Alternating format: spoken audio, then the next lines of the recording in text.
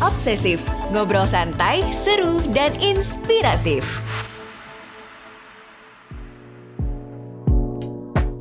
Halo teman obsesif. Di episode kali ini kita masih bekerja sama dengan SSAJ & Associates, Advocates and Legal Consultants untuk mengedukasi perihal ketentuan hukum yang berfokus di bidang ketenagakerjaan. Sebelum kamu dengerin episode kali ini, jangan lupa untuk follow, nyalakan notifikasi, serta beri rating terbaik kamu untuk podcast Obsesif di Spotify. Follow juga Instagram, TikTok, Twitter kami di @medio_by_kg_media. Masih seputar dunia kerja, kali ini kita akan mengulas tentang ketentuan waktu dan upah kerja lembur.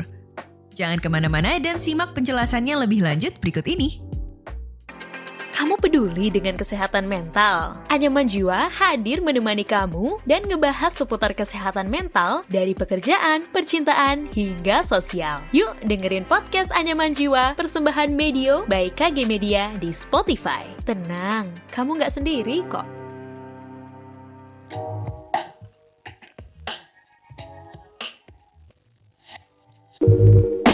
Nah, teman obsesif, kalau kita bicara mengenai waktu kerja, sebenarnya sudah diatur dalam Peraturan Pemerintah Nomor 35 Tahun 2021 sebagai ketentuan pelaksana dalam UU Nomor 11 Tahun 2020 tentang Cipta Kerja.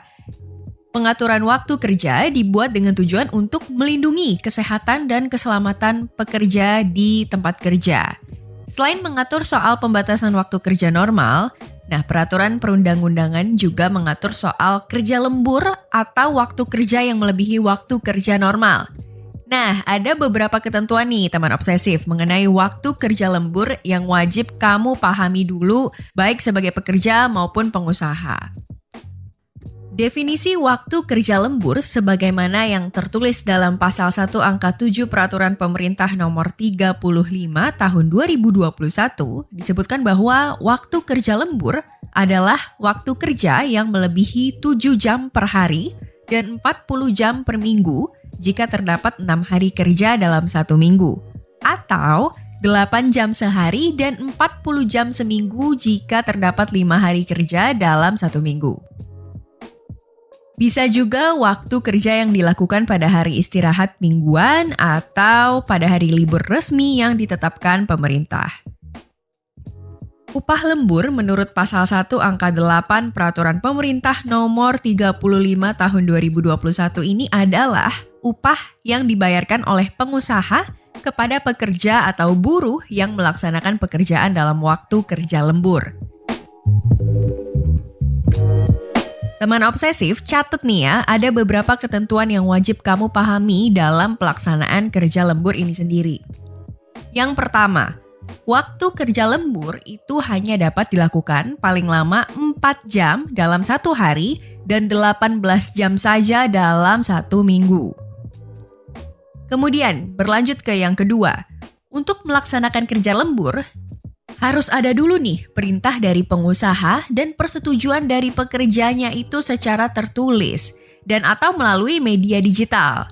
Hal ini berarti pekerja juga mempunyai hak untuk menolak kerja lembur.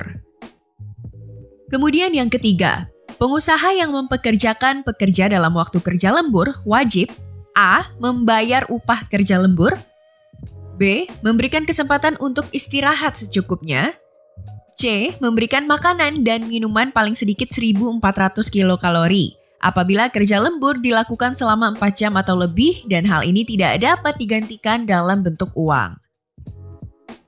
Yang keempat, kewajiban membayar upah kerja lembur dikecualikan bagi pekerja dengan golongan jabatan tertentu, yaitu golongan jabatan yang mempunyai tanggung jawab sebagai pemikir, perencana, pelaksana, dan atau pengendali jalannya perusahaan dengan waktu kerja tidak dapat dibatasi dan mendapat upah lebih tinggi. Hal ini wajib diperhatikan karena pengaturan mengenai golongan jabatan yang tidak berhak atas upah lembur merupakan hak perusahaan untuk mengaturnya dalam perjanjian kerja, peraturan perusahaan, atau perjanjian kerja bersama. Apabila tidak ada pengaturan mengenai hal tersebut, maka perusahaan wajib membayar upah kerja lembur. Dan yang terakhir nih, waktu kerja lembur itu berlaku untuk semua perusahaan, kecuali bagi perusahaan pada sektor usaha atau pekerjaan tertentu yang menerapkan waktu kerja lebih dari ketentuan peraturan perundang-undangan. Seperti misalnya usaha energi dan sumber daya mineral pada daerah tertentu, kemudian ada juga sektor usaha pertambangan umum pada daerah operasi tertentu, atau juga kegiatan usaha hulu minyak dan gas bumi. Kemudian ada sektor agribisnis hortikultura dan juga sektor perikanan pada daerah operasi tertentu.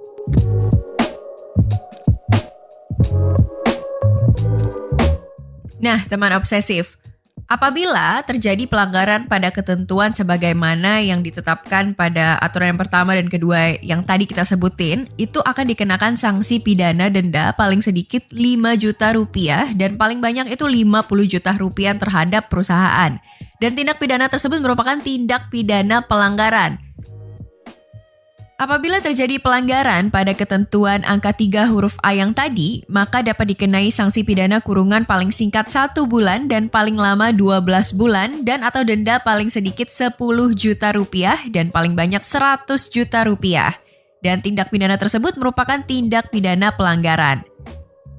Sementara itu apabila terjadi pelanggaran pada ketentuan yang ketiga huruf B dan C yang tadi, perusahaan dapat dikenai sanksi administratif berupa teguran tertulis, pembatasan kegiatan usaha, penghentian sementara sebagian atau seluruh alat produksi, dan pembekuan kegiatan usaha.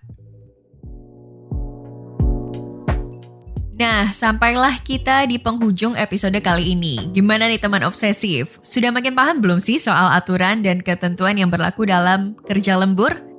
Jangan sampai nih kamu nggak mendapatkan hak kamu ketika nanti kamu sudah masuk ke dunia kerja dan akhirnya berujung lembur tanpa dibayar. Semoga episode kali ini membantu kamu ya untuk lebih paham. Sebelum pamit, aku mau ngingetin kalian nih untuk cek dan dengerin juga podcast lainnya dari Medio by KG Media di aplikasi Spotify kamu. Sekian episode kali ini, pantengin terus episode seru dari podcast obsesif lainnya bareng SSAJ Associates dan juga HRD Bacot setiap hari Kamis dan Minggu hanya di Spotify. Aku Ellen Bellion, segenap kru obsesif dan SSAJ Associates, pamit undur diri dulu ya. Bye!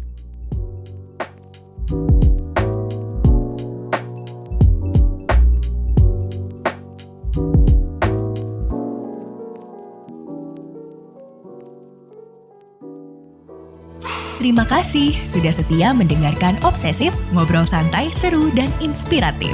Jangan lupa untuk dengerin episode selanjutnya ya.